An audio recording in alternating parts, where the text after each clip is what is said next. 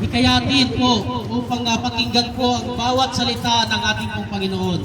Bagamat kayo busy sa inyong pong mga trabaho, yung mga tenga nyo po ay pakinggan nyo lamang po ang kanya pong salita. At narito po ang mga lingkod ng ating pong Panginoon upang awitan ang ating pong Panginoong Hesus. Kung alam nyo po yung kantang ito, pwede po kayong sumabay sa ating pong awitan. O, ito po ay gagawin po namin upang may taas mapasalamatan ang ating pong Panginoon. Wala pa kaming ibang gagawin po. Hindi po kami, narito po kami upang ibigay sa inyo ang magandang balita at wala po kaming ibang hihilingin po sa inyo.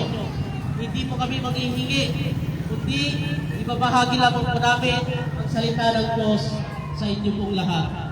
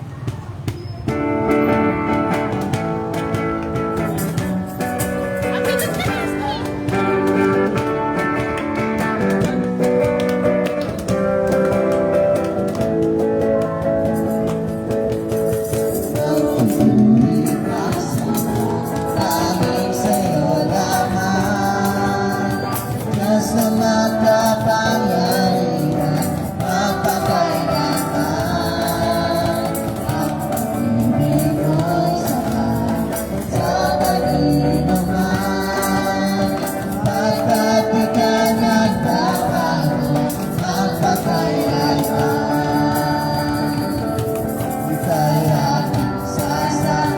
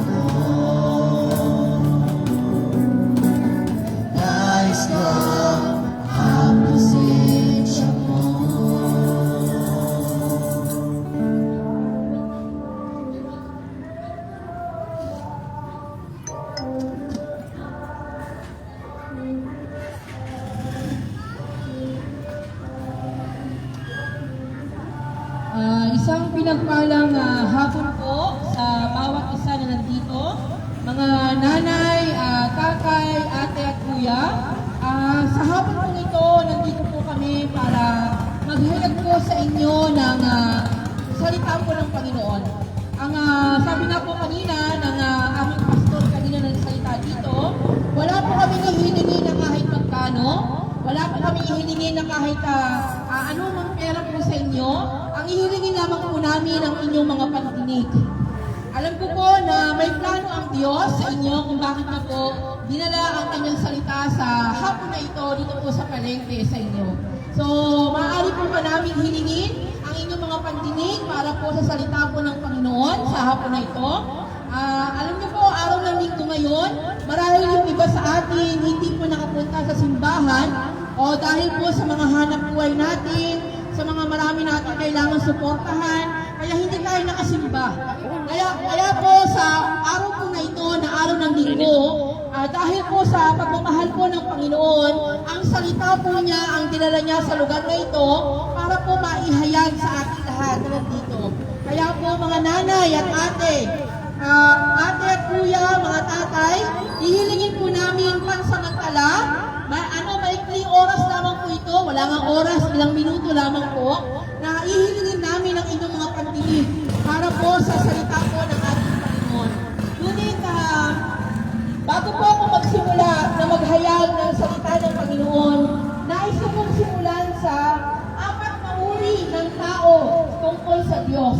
Tingnan niyo po mga nanay at ate, kung tatay o kuya, saan po kayo sa 4 na uri ng tao na ito patungkol sa Panginoon. Number 1 po, mga ate at kuya.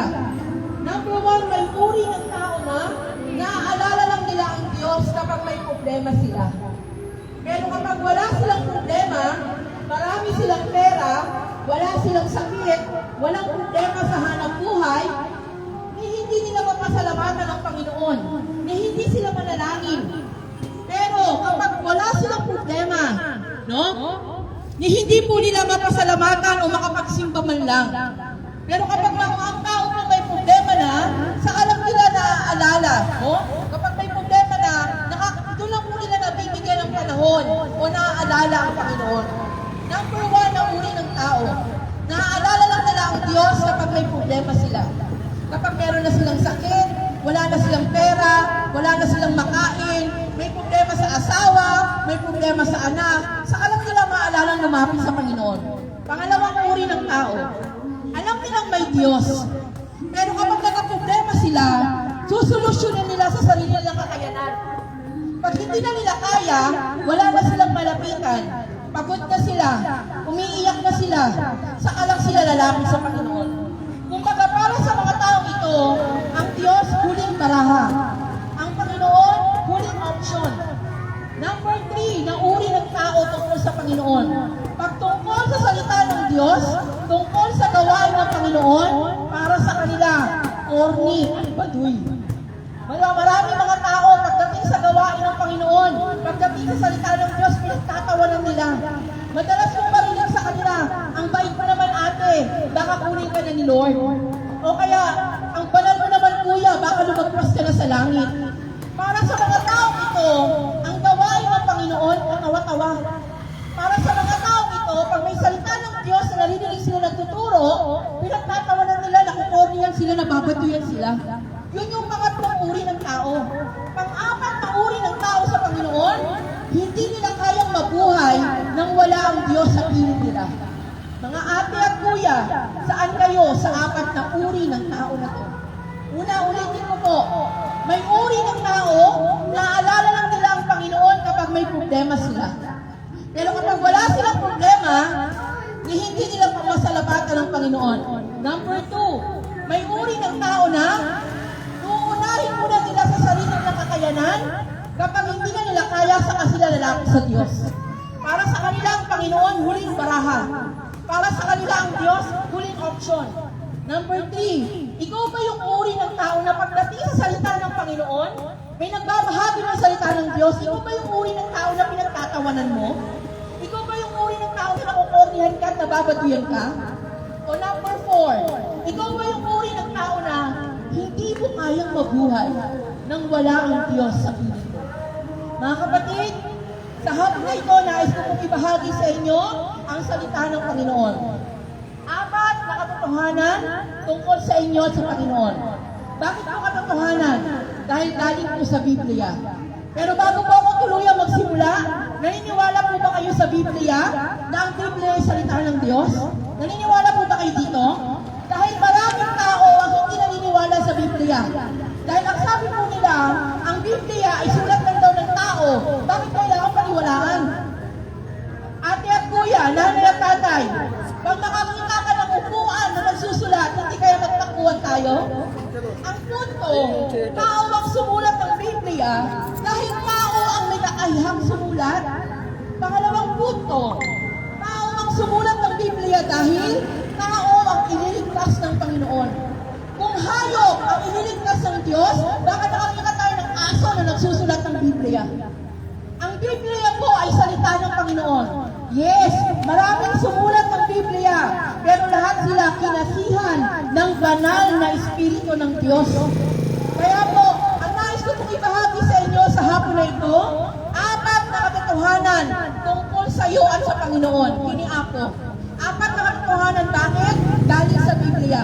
Mga nanay, ate, walang ibang totoo. Hindi kwento ng kapitbahay mo, hindi kwento ng kamaritas mo, walang ibang totoo kundi salita ng Diyos. Naniniwala po ba kayo doon? 4 na katotohanan tungkol sa inyo sa Panginoon. Unang-una, God loves you.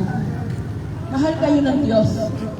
Unang katotohanan tungkol sa inyo sa Panginoon, mga nanay, mga tatay, mahal kayo ng Panginoon.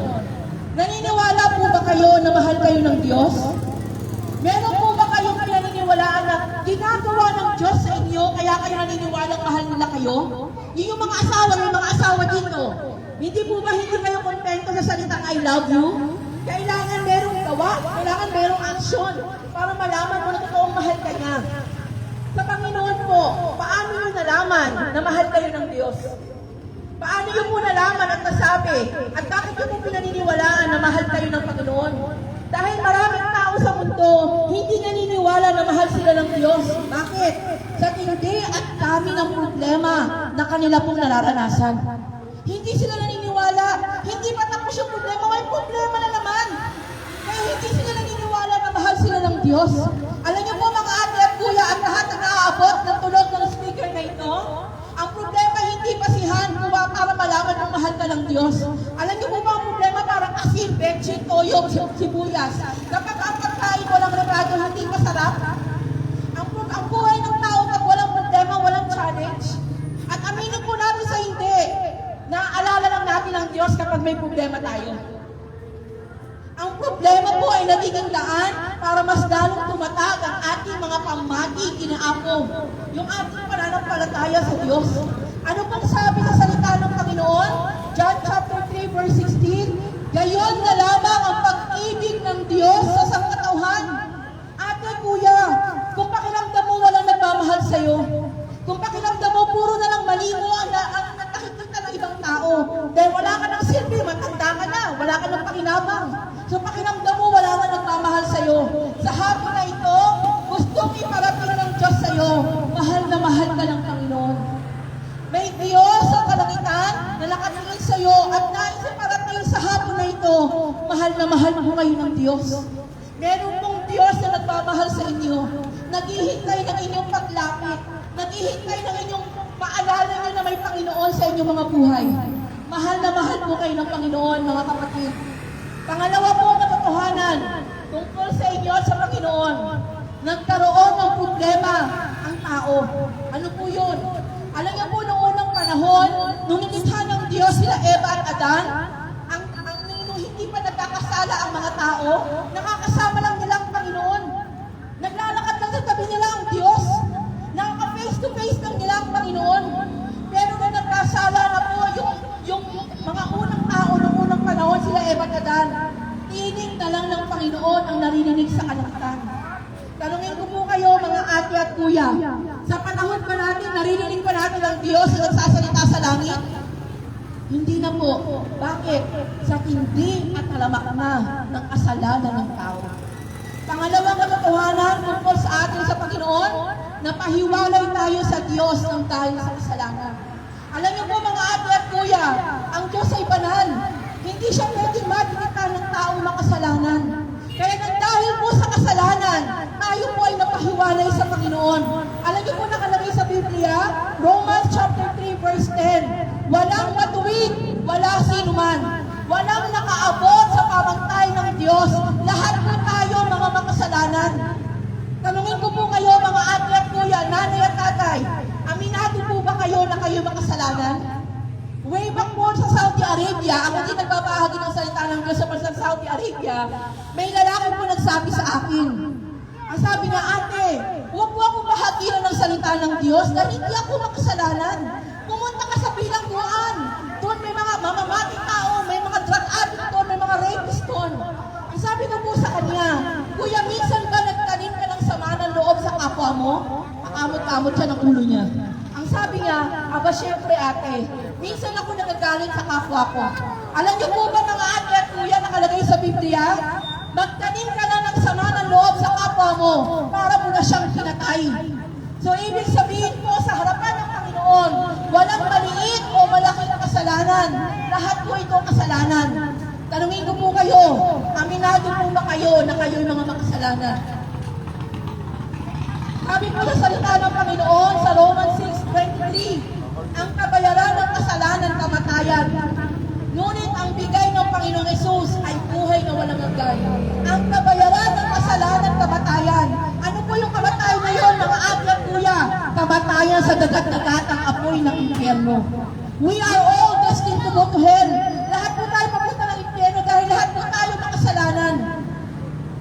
Alam niyo po, ang dugong dumadaloy sa atin mula sa ating mga ninuno ay dugong makasalanan. Ate, paano mo nasabi na ang dugong dumadaloy sa atin ay dugong makasalanan? Tingnan niyo po mga nanay at tatay, ate at kuya. Kaliit-liit na bata, hindi mo tinuruang magsinungaling. Pero bakit natututo silang magsinungaling? Kaliit-liit na bata, hindi mo naman tinuruang mangupit sa mga nanay nila. Pero bakit natututo silang mangupit? Dahil ang dumadaloy po sa atin mga ate at kuya ay dugong makasalanan. At ang dahil po sa kasalanan, tayo po'y napahiwalay sa Panginoon. Pangatlong katotohanan tungkol sa inyo sa Diyos, nung nalaman ng Panginoon na tayo napahiwalay sa Kanya, gumawa po siya ng paraan. Ano po yun? John chapter 3 verse 16. Ngayon na lamang ang pag-ibig ng Diyos sa sanlibutan na ibinigay niya ang kanyang bugtong na anak. Sino man ang sumampalataya, magkaroon ng buhay na walang hanggan at hindi makahamak. Ano po ang ginawa ng Panginoon nung nalaman na tayo napahiwalay tayo sa kasalanan? Na lahat po tayo papunta ng impyerno ng dahil sa kasalanan? Ibinigay niya po ang kanyang kaisa-isang anak. Walang iba kundi ang Panginoong Hesus. Ang Panginoong Hesus po ay pinako sa krus para tayo po ay magkaroon ng kaligtasan. Ang sabi po sa salita ng Panginoon, John chapter 14 verse 6, mga ate at kuya, Jesus Christ is the only way, the truth, and the life. No one comes to the Father except through Him. Nakalagay sa Biblia, si Jesus lang ang daan, ang buhay at ang katotohanan. Hindi po nakalagay sa Biblia, relihiyon ang daan, ang buhay at ang katotohanan. Hindi po nakalagay sa Biblia, magiging mabuting tao ang daan, ang buhay at ang katotohanan. No.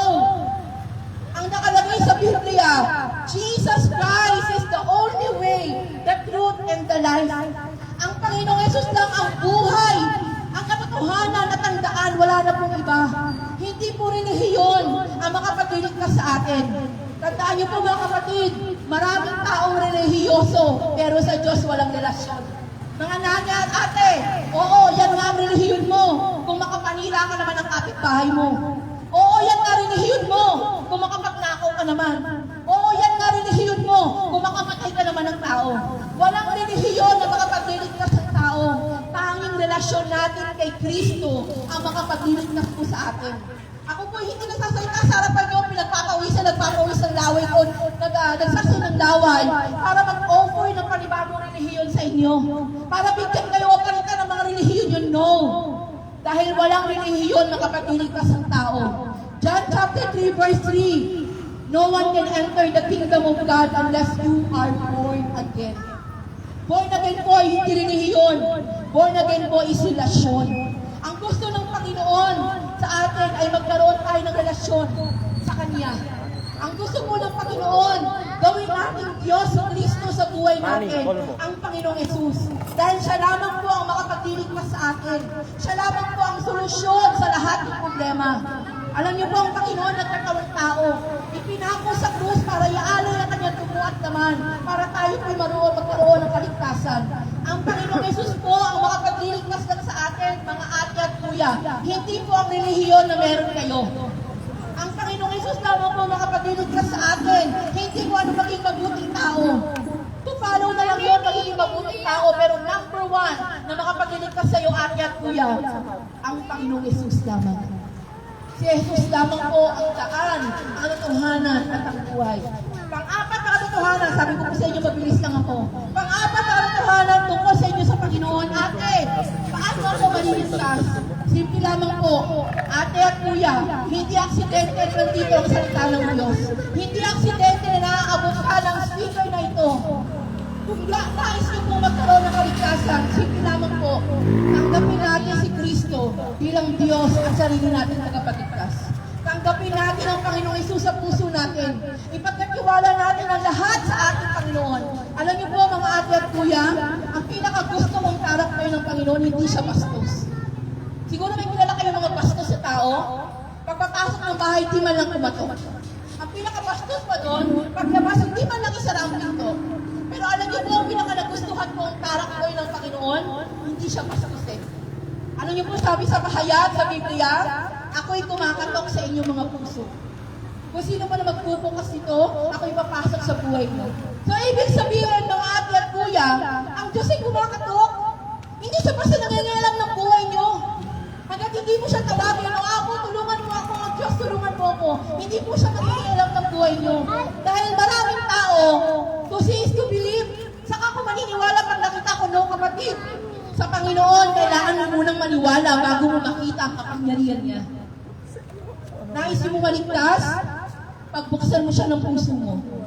Hindi po aksidente na ang salita niya nandito sa lugar na ito. Nais po ng Panginoon pumatok sa mga puso niyo. Nais po ng Panginoon ipakilala ang sarili niya.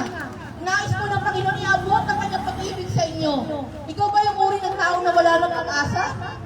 Marami namang problema, nararanasan mo, problema sa pera, problema sa asawa, problema sa anak, problema sa hanap buhay. Alam niyo po, mga ate at kuya, walang ibang solusyon kundi ang Panginoong Hesus lamang. Kaya po, kung nais niyo pong tanggapin ang Panginoong Hesus sa buhay niyo sa oras na ito, sumabay po kayo sa panalangin sa akin. Kung nahihiya kayo sa mga katabi niyo kasi baka sabihin banal-banalan kayo, pwede kayong sumunod sa isip niyo lamang. Ang Panginoong Hesus sa hapon na ito ay kumakatok sa puso niyo. Ano pong gagawin niyo? Pagbubuksan niyo po ba siya ng inyong mga buhay at ipapapasukin sa inyong mga puso sa oras na ito? Kung nais niyo po siyang tanggapin bilang Diyos at sarili niyong nakapaligtas, ang sabi po sa Romans chapter 9 verse 10, kung imumutawi ng iyong mga labi na si Kristo ay Diyos at siya'y nabuhay na muli mula sa kamatayan, ikaw ay maliligtas. Kaya kung nais mo tanggapin ng Panginoon sa oras na ito, sumunod po kayo sa panalangin sa akin. Kung busy kayo at meron kayo mga customer, pwede kayong sumunod sa isipan niyo lamang. Bakit? Alam ng Panginoon ang laman ng ating mga puso. Kaya po mga ate at kuya, nanay at tatay na naaabot ng tinig ng speaker na ito, na meron pong imbitasyon ng Diyos sa inyo sa hapon na ito. Papasukin niyo po siya sa inyong buhay. Ipagkatiwala niyo po ang buhay niyo sa Kanya. Kung nais niyo po tanggapin siya sa puso ninyo sa oras na ito, pwede po kayong sumunod sa panalangin sa akin. Panginoong Yesus, ako po'y lumalapit sa oras na ito. Humihingi ako ng kapatawaran sa mga kasalanang nagawa ko. At sa oras ko ito, tinatanggap kita bilang Diyos at sarili kong tagapagligtas. Pinagbubuksan kita ng puso ko. Pinapapasok kita sa buhay ko. Ikaw na po ang maghari at magkontrol nito. Sa oras na ito, Panginoon, isulat mo ang pangalan ko sa libro ng buhay sa kalangitan. In Jesus' name, Amen. Praise the Lord. Maraming salamat po sa mga tumanggap sa Panginoon sa hapon na ito. Please allow me to pray for you. Nais po bago po kami umalis dito. Nais po namin kayong ipag-pray. Pahintulutan niyo po na maitunod namin kayo sa panalangin. Ama naming banal na makapangyarihan sa lahat. Maraming salamat po sa hapon na ito na kung saan ilala mo ang salita mo dito. Nananampalataya po ako na hindi ito aksidente. Kundi ito yung planado mo, Panginoon, na ang mga babae at lalaki dito makarinig ng salita mo, Panginoon. Dalangin ko, lahat ng kanilang mga narinig, tumanim sa puso nila, sa isipan nila, at dalangin ko, mas dumago sila sa kanilang pananampalataya. Bigyan mo sila ng panahon na makadalo ng gawain para lumago ang kanilang mga narinig sa iyo sa hapon na ito. Dalangin ko, Panginoon, lahat ng mga tindahan na nandito, lahat ng mga tricycle na nandito, Panginoon, lahat ng mga sasakyan na nandito, Father God, dalangin ko, pagpalain mo. Yung mga tindahan nandito, sa oras na magbabayaran sila ng upa ng tindahan, Lord, I pray, ipagkaloob ng mga pambayad. At yung mga tricycle na nandito, Lord, pagkalooban mo ng maraming pasahero sa araw-araw, in the name of Jesus. Pagpalain niyo po ang bawat negosyo ng mga nandito. Bigyan mo sila sa araw-araw na malaking income, malaking kita sa pangalan ni Jesus. At ang lahat ng sasakyan nandito, Lord, saan man sila pupunta, lagi mo silang ingatan. At talangin po, Ama, sino man po sa kailang merong sakit na lamdaman, o meron sa kanilang pamilya na nandun sa bahay na merong sakit, Panginoon, dalangin ko, in the name of Jesus, I pray for your healing, Lord, in the name of Jesus. Father, thank you po, Panginoon. And Lord, sa pag-alis po namin sa lugar ito, iniiwan ko ang mayamang pag-ibig ng Diyos Ama, ang pagpapala ng Diyos Anak, at ang walang pakikipisan ng banal na Espiritu, ngayon, bukas, at magpakailanman. In Jesus' name I pray. Amen. Maraming salamat po sa inyo. At bago po kami umalis, meron kaming, sabi ko nga kanina, wala kaming hihingiin. Hindi kami manghihingi ng pera dahil naniniwala po ako na ang salita ng Diyos ay libre. Bagos, yung mga kasama ko po magbibigay sa inyo ng tubig, biskuit, tanggapin niyo po, libre ito para po sa inyo. Pagtawid lamang po ng uhaw. God bless you po. Maraming salamat.